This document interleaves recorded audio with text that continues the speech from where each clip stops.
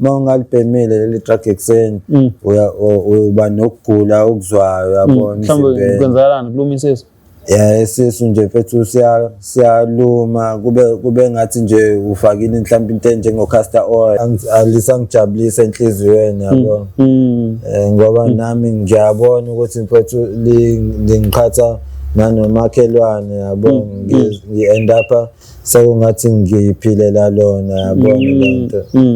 ngizoyenza izinto engingathanda ukuthi ngizenze ngenxa yokuthi ngifuna ukuthi ngithole imali ngigijime ngiyothenga lona mhlambe kukhona okubi mhlambe uke wakwenza nje okubi mhlambe khona nje kamakhelwane ngaqubula khona igate lakhe elikhulu elimnyama futhi ngingaphumi ngasesangweni yabo nginqamule komunye umakhelwane ukuze ngiphumele ngasemgaqweni yabo